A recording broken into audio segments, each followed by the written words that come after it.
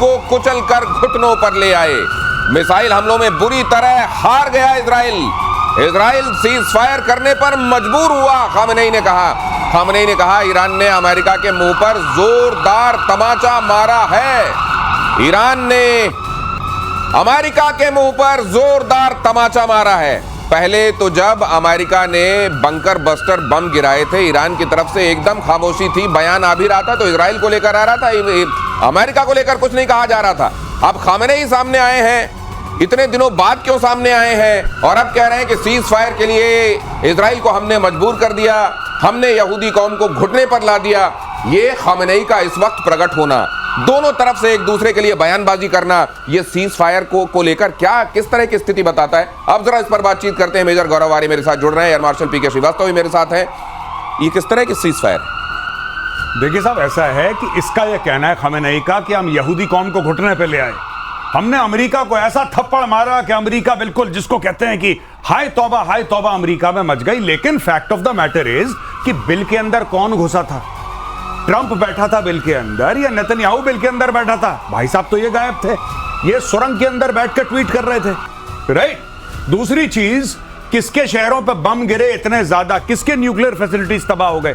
ये पाकिस्तान का इनके साथ जो बॉर्डर मिलता है ना भाई साहब, ये उसका फायदा उठा रहे हैं। ये अगर ये वाली स्थिति है तो, और ये कहा जा रहा है कि हमको मालूम है हमारी रीच से कोई जगह दूर नहीं है, इजराइल ये कह रहा है, इजराइल की एयरफोर्स ये ट्वीट कर रही है, इसका मतलब क्या है? आने वाले दिनों में कभी भी फिर से ये फ्रंट एक्टिवेट हो जाएगा? ये वही है, स्क्रिप्ट रिपीट हो रही है। ये भी कह रहे हैं कि ये पॉज है ऑफ सिंदूर टाइप। अच्छा, ये पॉज है और हमने लॉन्चर तुम्हारे गिरा दिए, वही वाली बात है। सारे लॉन्चर इनके गए, न्यूक्लियर फैसिलिटीज इनकी गई, इनकी सारी मिलिट्री आईआरजीसी की जो थी वो बर्बाद हुई, लेकिन जीत गए, हमने घुटनों पर ला दिया। और दूसरे आप ये कहिए, आप दिनेश एक मैसेज दीजिए, आप भी कोई फील्ड मार्शल बना दीजिए, आईआरजीसी वाले को फील्ड मार्शल बना दीजिए। सर, मौका यही है। इसको कहते हैं पाकिस्तानी टच। ये पाकिस्तानी टच मारा ईरान ने, ये पाकिस्तानी टच मार के सुझा दिया यहूदी ने, मार के सुझा दिया। वहां से अमेरिका आया, इतना बड़ा बम मारा कि इनके इतिहास में इतना बड़ा बम नहीं मारा गया होगा। लेकिन ये जीत गए भाई साहब। Sir, I agree with you, sir ने इसको रिकमेंड करा है, मैं सेकंड करता हूं। ये भाई साहब दिनेश भाई खड़े हैं, बनाओ फील्ड मार्शल एक दो, मैं तो कहता हूं इसी को बना दो बुजुर्ग को, जिसकी फोटो सामने। ये अब क्या ये किसी भी वक्त फिर से, क्योंकि वहां पर जो इनका ऑब्जेक्टिव था वो अचीव दोनों नहीं हुए। अगर वहां से यूरेनियम गायब है, नहीं मालूम कि परमाणु कितने दिनों के लिए उन्होंने यहाँ विरोधाभास है। मैं ये मानता हूं कि इनके सारी फैसिलिटीज खत्म हो गई हैं, कहने को जो भी आए, चाहे वो वॉशिंगटन पोस्ट में आए या न्यूयॉर्क टाइम्स में आए, क्योंकि बहुत तरह के लोग, लेकिन इंटेंट खत्म नहीं हुआ ना। लेकिन इंटेंट नहीं खत्म हुआ, इंटेंट खत्म नहीं, नियत नहीं खत्म, इसलिए वर्चस्व ऊपर पूरा है, एयर स्पेस के ऊपर मतलब पूरा 1.5 साल बाद फिर से हम यही सुनेंगे कि बनाने के करीब पहुंच गए हैं, फिर से ये कहानी पुनरावृत्ति होगी। अच्छा, ये टला आपके हंच में ये जो भी तनाव है, ये कितने दिनों के लिए टला है? नहीं, अभी आके थोड़ी कसरत करेंगे, क्योंकि अभी सामान तो कुछ है नहीं मारने के लिए। अच्छा, तो ये टला है। अच्छा, ये टला है 8-10 महीने के लिए, लेकिन जैसे प्रतिशोध जारी रहेगा वैसे ये भी जारी रहेगा। ये तनाव किसी भी सूरत में, किसी भी, मतलब ये गारंटी के साथ नहीं कहा जा सकता कि तब तक के लिए थमा है। ये वही ऑपरेशन सिंदूर वाली बात कही जा रही है कि यहां भी इजराइल ने वही इशारा किया है कि कोई भी इलाका हमारी पहुंच से दूर नहीं। ईरान और इजराइल के बीच में प्रॉक्सी वॉर तो एक तरीके से चल ही रहा है। 3 इजरायली जासूस को ईरान ने फांसी दे दी है, तीनों पर मोसाद के लिए जासूसी करने का आरोप है। सीज फायर के एक दिन बाद ही ईरान का बड़ा संदेश, 700 लोग गिरफ्तार किए गए हैं और 3 लोगों को फांसी दे दी गई। नहीं, ये ईरान, ये लकीर क्यों पीट रहे हैं? सांप तो निकल गया है। नहीं, ये ऐसा करते हैं। अब ये जिसको कहते हैं ना, अब ये भूत ढूंढ रहे हैं ईरानी, इनकी आदत है भूत ढूंढने की। ये भी गद्दार है, ये भी गद्दार है, ये भी गद्दार है, गद्दार है। अब देखिए जो फेलियर हुआ है दिनेश, हमें बात समझनी पड़ेगी। अब थोड़ी सी जरा स्ट्रेटेजिक बात कर लेते हैं। जो ईरान का फेलियर हुआ है, जो इजरायली हवाई जहाज ईरान के ऊपर उड़े हैं, जिनको पता ही नहीं क्या हो रहा है, इनको पता ही नहीं नीचे क्या हो रहा है, जो अमेरिकन हवाई जहाज आए, इनको पता ही नहीं नीचे क्या हो रहा है। अब आप किसको इसको दोषी ठहराएंगे? क्या आप खामेनेई को बोल सकते हैं कि तुम्हारी लीडरशिप खराब है? आप नहीं बोल सकते। क्या आप आईआरजीसी के जनरल को बोल सकते हैं कि तुमने अपना काम ठीक से नहीं करा? आप नहीं बोल सकते। आप किसको बोलेंगे? तो आप सड़क से लोगों को पकड़ेंगे कि एक्चुअली क्या है कि हमारे बीच में गद्दार है। गद्दार नहीं है, तुम नालायक हो, तुम नालायक हो जो तुम नहीं लड़ पाए। अब ये गद्दार ढूंढ रहे हैं कि किसी के ऊपर गद्दारी का ये टीकरा फोड़ दें और उसको बिल्कुल सही फांसी दे दें कि खुद की इज्जत बच जाए, क्योंकि अपनी इज्जत बचाना रेजीम की, देखिए रेजीम जो है ना ये खमेनी की, ये अपनी इज्जत बचा रही है अपने लोगों के बीच में अपना वर्चस्व कायम करने के लिए कि देखो हम गलत नहीं थे, लेकिन अगर हमारी पीठ पे ही किसी ने खंजर उतार दिया तो फिर हम क्या करेंगे, हम तो मजबूर हैं। ये वाली स्टोरी दिनेश, ये बात होती है ना, कोई भी रजीम सीरियसली स्पीकिंग तभी तक चलती है जब तक वो दिखाती रहे कि हम बड़े मजबूत हैं। अब इस रजीम में बचा क्या? आपके सारे कमांडर्स मार दिए गए पहले दिन, साइंटिस्ट मार दिए गए। कोई ये पूछ रहा होगा कि आपके कमांडर और वैज्ञानिक वो महिला के आकर्षण में क्यों आ गए? भाई साहब, आप लोग थोड़ा चरित्र अपना अच्छा क्यों नहीं करते? ये कोई पूछ रहा होगा इनसे? ये देखिए बहुत मॉरल रजीम है ये। हाँ। इसमें मॉरल पुलिस भी है। हाँ। और एक सीक्रेट पुलिस है जो सीक्रेटली पता करती है कितने लोग मॉरल स्टैंडर्ड्स को मीट करते हैं। अब आप समझ सकते हैं बाकी काम तो मतलब ये सांप निकल जाने के बाद लकीर पीटने वाला बली का बकरा ढूंढ के, स्केपगोट जिसको कहते हैं ना, कि अब ये जिम्मेदार हैं, उधर नहीं, घाव छोड़कर बाकी जगह मरहम पट्टी की जा रही है क्या? ये सवाल सामने है। और अगली खबर देख लीजिए, इजरायली खुफिया एजेंसी मोसाद के चीफ डेविड बर्निया क्या कह रहे हैं। उन्होंने बड़ा बयान दिया है, ईरान में वर्षों तक बनी रहेगी मोसाद। ये गारंटी उनको कैसे है, ये जरा बताइएगा आप लोग। क्या वहां के बहुत सारे लोग ये मोसाद को चिट्ठी लिख के कह चुके हैं चिंता मत करो? गुरुत्वाकर्षण के प्रभाव में वहां मोसाद बना रहेगा, क्योंकि आपने भी आकर्षण की बात की थी, उसका गुरुत्व बना रहेगा। अच्छा, उसका गुरुत्व बना रहेगा, वो आकर्षण की वजह से गुरुत्व बना रहेगा, ये है बड़ी बात। ईरान में अकल्पनीय कामयाबी मिली, डेविड बर्निया ने कहा। हमारा मिशन अभी तक खत्म नहीं हुआ है। डेविड बर्निया ने यह भी कहा, मोसाद को दुनिया भर में बहुत ही काबिल खुफिया एजेंसी के तौर पर मान्यता मिली हुई है, इसको तो आप जानते हैं। लेकिन ईरान में उनका काम आसान है या मुश्किल? वो जगह जहां पर आपको दुश्मन देश में ही अपने समर्थक मिल जाए, वहां काम आसान हो जाता है। और कहते हैं ईरान में बहुत सारे लोग ऐसे हैं जो खुद ही मोसाद को खबर पहुंचाते हैं। क्या ये बात सच है? बिल्कुल सच है। और पिछली बार जब लड़ाई हुई थी तो ईरान के अंदर तेहरान में पोस्टर लगे थे जो कि आम ईरानियों ने लगाए थे, और आम ईरानियों ने बोला था कि भाई देखो, हमारी तुमसे लड़ाई नहीं है, यानी कि हमारी ईरान से लड़ाई नहीं है, ठीक है, तुम्हारी जो लड़ाई है वो खमेनी से है, वो वहां पे रहता है, तुम उसके घर पे बम मारो, भाई हमारे घर पे बम मत मारो। यहां तक बात हो गई थी। और दूसरी एक चीज है कि ईरान के लिए, देखिए बात यह है कि लोग इतने परेशान है खमेनी रजीम से कि उनके लिए, यानी कि मोसाद के लिए वहां पे जासूस पैदा करना बहुत आसान है, बहुत आसान है। मैं वही बात कह रहा हूं जो आपके सामने मैंने एक बार पहले बोली थी आपकी शो में। एक बात देखिए, हम लोग बड़ा अप्रिशिएट कर रहे हैं, बड़ा तालियां पीट रहे हैं हम लोग कि देखो इजराइल ने क्या मिसाइल मारी, दीवार के अंदर घुस के कमरे में उस साइंटिस्ट को या उस अफसर को बर्बाद कर दिया, जान से मार दिया। अरे भाई, किसने बताया कि वहां पे वो उसका घर है? किसने बताया कि इस कमरे में इस वक्त तो सो रहा होगा? आप ये देखिए ना किस लेवल का इंटेलिजेंस है इजराइल का। मिसाइल कहां मारनी है ये भी तो पता होना चाहिए। मिसाइल तुम्हारी कितनी बढ़िया है, क्या काम करती है, वो बात की बात है, इंटेलिजेंस। तो ये इनका पूरा का पूरा जिसको कहते हैं ना फैले हुए हैं इजराइल के अंदर। अब ये देखिए कि उधर ट्रंप क्या कर रहे हैं और उनके देश में क्या हो रहा है। अभी तो आप ये जरा तस्वीरें देखिए, पेंटागन ने जारी की हैं। एटमी साइट्स पर अटैक की तस्वीरें सामने आई हैं। बॉम्बर से गिरता दिख रहा है GBU-57 बॉम्ब से ही तबाही मचाई गई है। पेंटागन ने ये तस्वीरें जारी की हैं और कहा है कि इस तरीके से ये बॉम्ब गया और उसने धरती फाड़ के नीचे बंकर तबाह किया। इस तरीके से वो बॉम्ब गया है। बहुत बढ़िया विजुअल है ये विजुअल कमाल का है। कमाल है। आपके चैनल पर पहली बार चल रहा है, आपके शो में पहली बार चल रहा है। बहुत बढ़िया विजुअल। ये एक्सक्लूसिव तस्वीरें हैं सर, पेंटागन से निकली हैं और टाइम्स नाउ नवभारत पर दिखाई दे रही है। लेकिन मैं दूसरी बात जानना चाहता हूं, ये दिखाकर पेंटागन ने, अमेरिका ने क्या साबित करने की कोशिश की है? ये साबित करने की कोशिश की है जो ऊपर से गड्ढे दिखाई दे रहे हैं आपको ना, छोटे वाले जो देख के लोग मान नहीं रहे थे, ये उनकी वजह से बने हैं। और ये नीचे पूरा गया है। जाते समय आपने कोई ऐसा लग रहा है कि कोई हॉट नाइफ एक बटर में जा रहा है, बिल्कुल वैसे जा रहा है। ये इसका वजन, ये इसकी तेजी है। और जब 60 मीटर नीचे जाके 200 फुट नीचे जाकर के, ये देखिए सर, उधर की तस्वीरें भी है कि नीचे जब फाड़ के घुस रहा है तो क्या स्थिति कर रहा है वो, और उसके बाद जब फटेगा इमेजिन करिए कुछ बचेगा। तो कहने की बातें हैं, आकलन है, या मुझे लगता है कुछ लोग जानबूझ के ये एक उकसा रहे हैं अमेरिका को, खासतौर से ट्रंप को, इतने मारने से काम नहीं पड़ा है और मारो। वो कह रहा है शांति लाओ, उसको नोबेल पुरस्कार नहीं लेने देंगे। वो कह रहे हैं और मारो, और वो कह रहा नहीं मार दिया, वो मर गए, बोले नहीं मारो। अब इसका क्या इलाज है? ये दोनों तस्वीरें आप देख लीजिए, उस बॉम्ब को हवा में देख लीजिए और जब वो आकर जाकर अपना काम कर रहा है, वो जैसे कह रहे थे अभी श्रीवास्तव सर कि मक्खन के ऊपर चाकू जैसे चलता है आराम से, उसी तरीके से धरती के उस हिस्से को।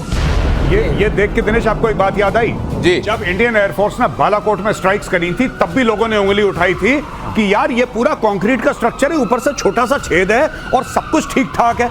वो स्पाइस 2000 था, वो स्पाइस 2000 था, वो वैसे ही गया था, होल ड्रिल करके अंदर जाके अचानक फटा और वहां का टेम्परेचर जो था वो अचानक हजारों डिग्री का हो गया और हड्डियां गल गई जिसकी भी गलनी थी वहां पे। तो 300 जो टेररिस्ट मारे थे वो भी, अच्छा ये अलग है, वो टेक्नोलॉजी अलग है। मैं इसको मिला नहीं रहा। सुभान अल्लाह की याद दिला रहे हैं आप। ना मैं बालाकोट की बात। अच्छा बालाकोट की बात, अच्छा बालाकोट वाली बात कर रहे हैं।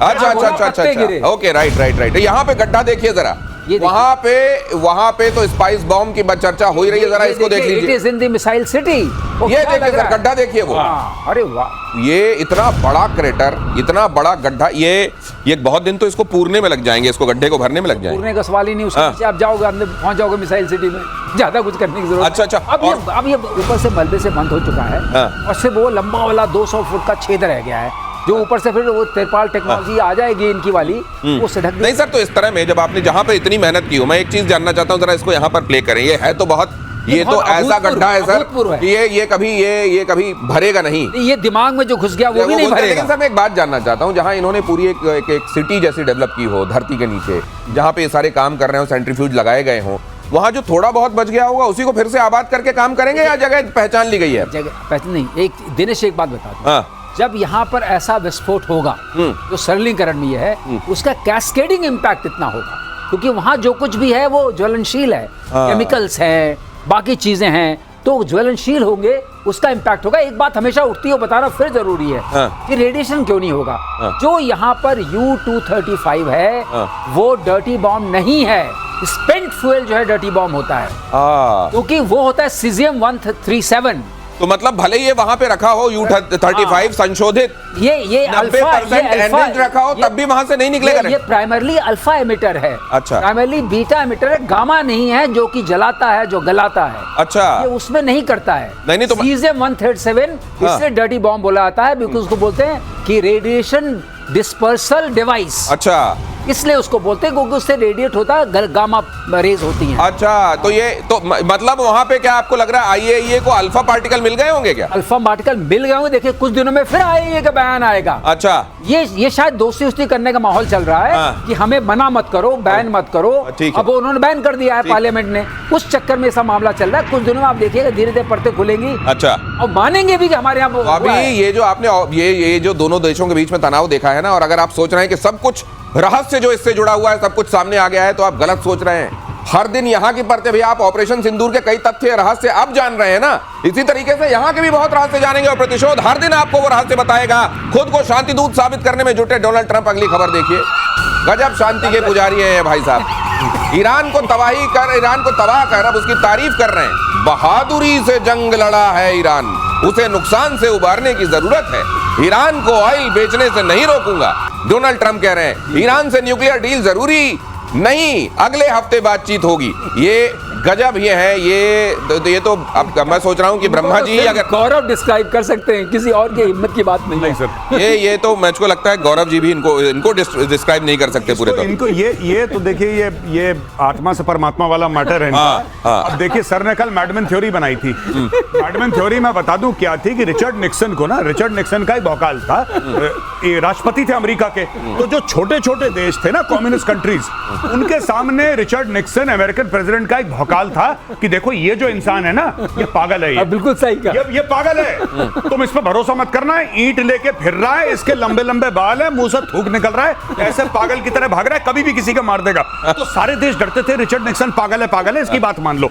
यही जो सर ने कल यही स्टोरी सर समझा रहे थे, ट्रंप का यही मैडमैन वाला सिंड्रोम है इसका। ये सबको बोल रखा है इसने इनडायरेक्टली कि भाई देखो ऐसा है कि डोनाल्ड ट्रंप की कोई गारंटी नहीं है, आदमी बिल्कुल पागल है। सर से ये किसी को ईंट लेके मार देगा, इसके मुंह से थूक निकल रहा है, कपड़े फटे, सड़क पे ऐसे घूम रहा है लंबे बाल लेके। वैसे दुनिया में इस तरह के लोगों का भी बड़ा महत्व है, इसकी बड़ी वैल्यू है। अरे भाई जो समझ में ना आए, जो अनप्रेडिक्टेबल हो, जो पढ़ा ना जा सके, ये अभी क्या करेगा, अभी जो कह रहा है वो करेगा नहीं करेगा, जो कह रहा है वो करेगा, या जो कर दिया है उस पर आगे टिकेगा नहीं टिकेगा, जो जिस आदमी की कोई गारंटी। सबसे बड़ी बात ये जो करेगा किसी को नहीं पता, ये कहता मुझे खुद नहीं पता मैं क्या करना। ये देखिए ना, सबसे बड़ी बात है। दिनेश, अगर आप ये प्रतिशोध नहीं कर रहे होते, हमको भी नहीं पता चलता। बात आपका आज कल थी, कल कल है, और बाद में हमसे आप पूछते बताइए ऐसा क्या है। ये डोनाल्ड ट्रंप पहला कार्यकाल और डोनाल्ड ट्रंप दूसरा कार्यकाल, बीच में कोई कोर्स करके आए हैं, मुझको लग रहा है। बीच में इन्होंने कोई स्पेशल कोर्स किया है, अनप्रेडिक्टेबिलिटी वाला कोर्स, कि उसमें बने रहो पगला और दुनिया समझेगी कि भाई ये कौन है जो अब आ गया अगला। अब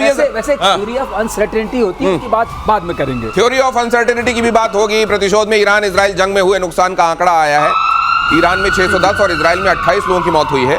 दोनों देशों ने मृतकों और घायलों की संख्या जारी की। अच्छा ये बताइए, यहाँ पे भी वो सरकारी आंकड़ा और असली आंकड़ा वाला रहता हुआ, सब कुछ सही है? ये मुझे लगता है इजराइल तो सच ही बताएगा। इजराइल डेमोक्रेसी है, इजराइल झूठ नहीं बोल सकता, क्योंकि नेतन्याहू को पार्लियामेंट में जवाब देना है। आप थोड़ा बहुत दाएं बाएं गायब कर सकते हैं, लेकिन मुझे लगता है फिगर करेक्ट है।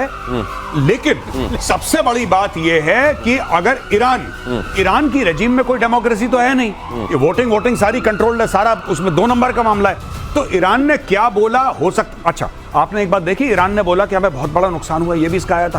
हमें बहुत ज्यादा नुकसान हो गया, ट्रंप ने हमारे न्यूक्लियर बर्बाद कर दिया।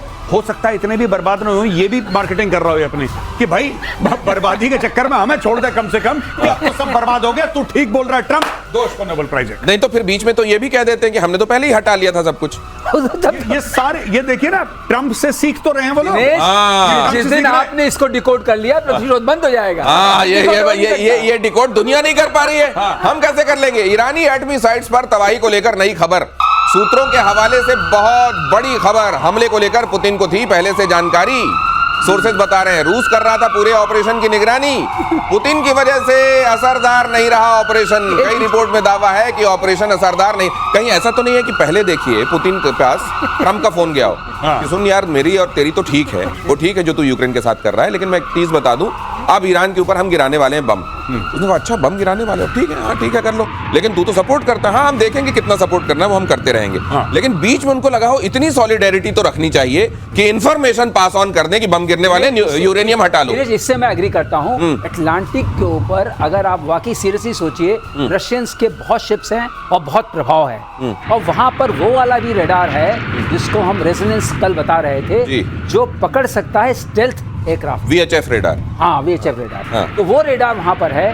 तो फिर रशियंस को अगर आप उस अटलांटिक से आए, जो रास्ता बताया गया है, ठीक है, बॉम्बर्स का रास्ता, उनको खबर क्यों नहीं हुई? तो रशियन को पता चल गया वो रेजोनेंस रेडार की वजह से। ये थ्योरी है, ये थ्योरी है। और एक और चीज दिनेश मैं आपको बताऊं, यहाँ पे रेजोनेंस रेडार हो ना हो, हमारे पास तो रेजोनेंस रेडार नहीं है यहाँ पे स्टूडियो में, कि है नहीं है, पर हम लोग भी तो यही कह रहे थे कि अमेरिका मारेगा बम। 2 × 2 = 4 तो हमको पता है ना। हमें पता, सबको ये पता था कि आज नहीं तो कल नहीं तो परसों अमेरिका बम मारेगा। इसके लिए रडार की जरूरत नहीं है, this is basic common sense. ठीक है, या तो मारेगा या नहीं मारेगा।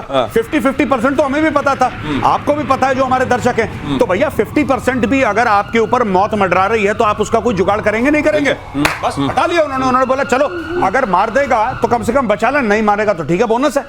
ओ ये इसमें नहीं तो, लेकिन ठीक है, पुतिन जिस तरीके से ईरान तेहरान जो है उसके ऊपर लगा रहा था आरोप कि भाई जिस तरह से आपको मजबूती के साथ खड़ा होना था आप खड़े हुए नहीं, तो ये वाली क्रेडिट तो रूस फौरन लेगा। हाँ देखिए, हाँ हो सकता है हमने बताया हो कि उनके बॉम्बर्स आने वाले हैं।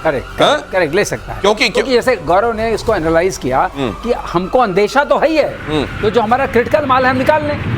ट्रक्स तो खड़े ही थे। सही बात। और ट्रक्स में बताया, क्योंकि जब तक उनका रडार देखेगा कि B2 आ रहे हैं, क्या वो समय पर्याप्त है सारा सेंट्रीफ्यूजेस और वो हटाने के लिए? क्योंकि जब उसको पता लगेगा तो कुछ घंटे के अंदर तो पहुंच जाएगा वो। तो ये पहले से ही सब लोग एनालाइज करते हैं कि भाई फोर्डो जो है, फॉर एग्जांपल मैं नेतान्स की इस्फान की बात नहीं कर रहा, मैं फोर्डो की बात करता हूं। फोर्डो हमारे लिए बड़ा इंपॉर्टेंट है।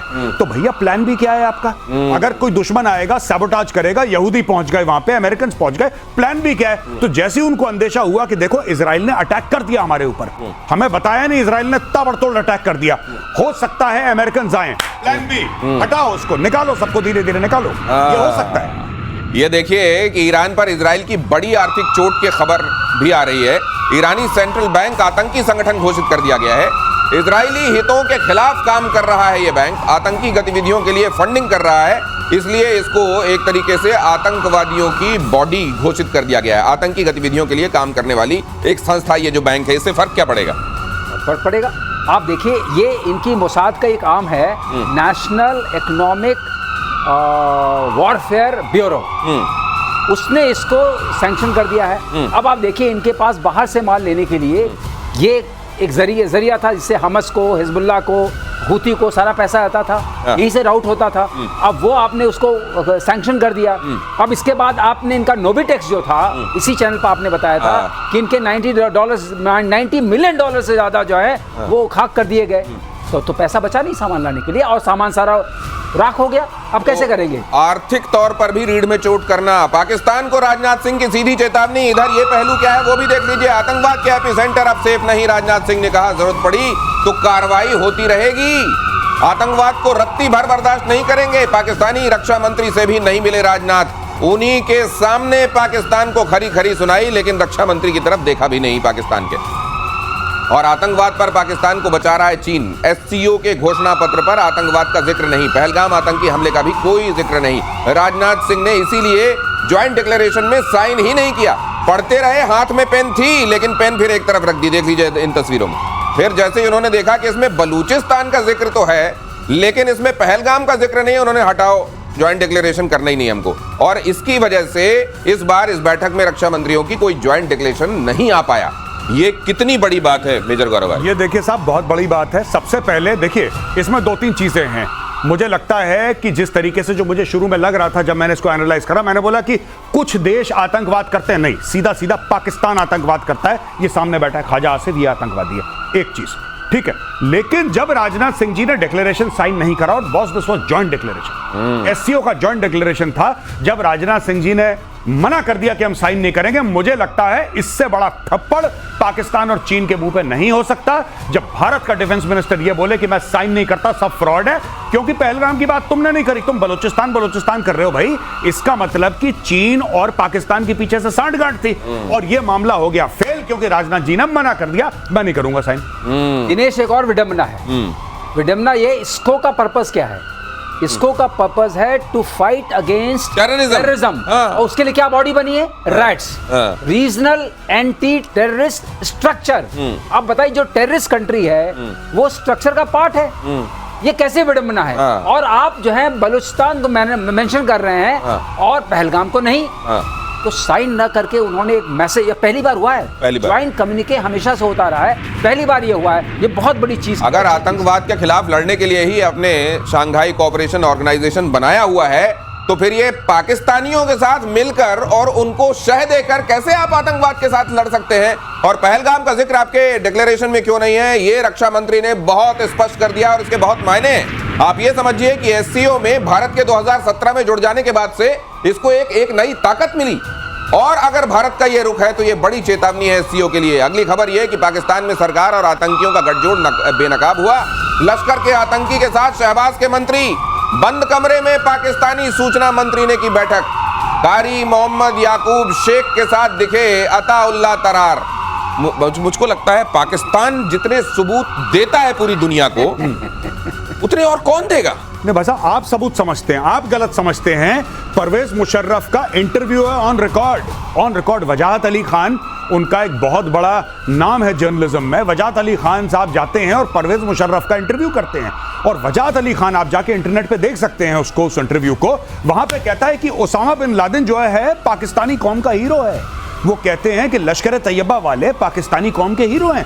तो पाकिस्तानी जो अताउल्लाह तारड़ है, उनका जो मंत्री है, वो अगर बैठता है किसी आतंकवादी के साथ, तो उसके घर वाले पूछते हैं कि कैसे थे हो, बताइए, आपने सेल्फी ली उनके साथ? हाँ। आपने फोटो वोटो ली? इतने बड़े हीरो से आप मिले, कौमी हीरो से मिले। तो भाई साहब, वो उनका देखिए, वो लोग हीरोज हैं। पाकिस्तान का बच्चा जब पैदा होता है, बड़ा होता है, तो उससे पूछते हैं, बेटा तुम बड़े होके क्या बनोगे? वो कहता है मैं लश्कर का कमांडर बनूंगा, क्योंकि उनको वही तरबियत दी जाती है, वही इनकी सिखलाई है।